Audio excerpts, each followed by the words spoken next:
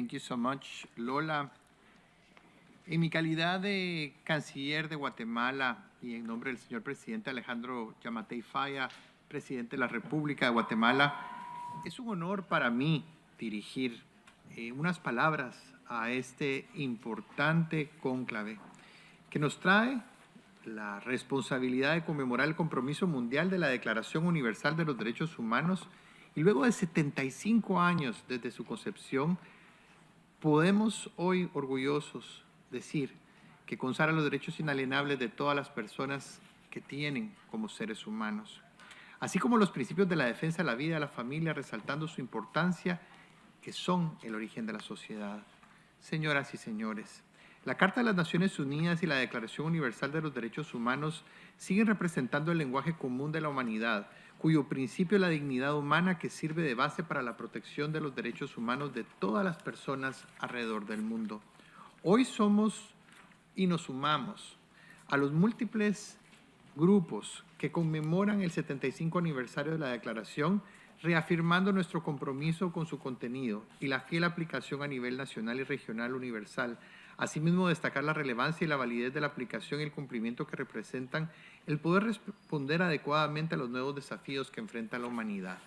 Mi país, Guatemala, recientemente conmemoró el 9 de marzo pasado el primer aniversario de la Declaratoria del Día de la Vida y la Familia, el cual se concentró gracias a la aprobación por parte del Congreso de la República de Guatemala del Decreto 9-2022,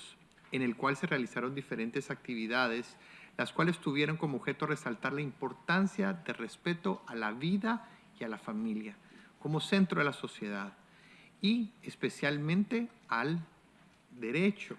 que hoy tenemos de poder educar a nuestros hijos desde la convicción de la familia, sin ningún tipo de intervención.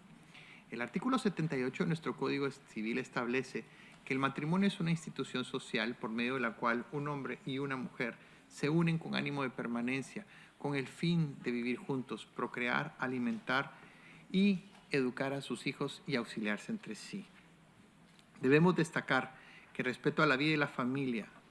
el hecho al no aborto, a la no violencia, y en ellas se ha indicado claramente la obligación estatal para la creación, también para la implementación de políticas que estén encaminadas a la concientización de la población de respeto a la vida y la familia. En mi país se reconoce en su Constitución Política de la República el derecho a la vida desde su concepción. Para Guatemala, el ser humano goza de dignidad en todas las etapas de la vida, hasta la muerte natural. Es ahí donde se puede salvaguardar y proteger y defender la dignidad de todos los integrantes del núcleo familiar, sin diferencia de edad o género. Asimismo, defiende y promueve los derechos de las personas de la tercera edad, quienes ayudan a mantener y defender los valores tradicionales de la familia.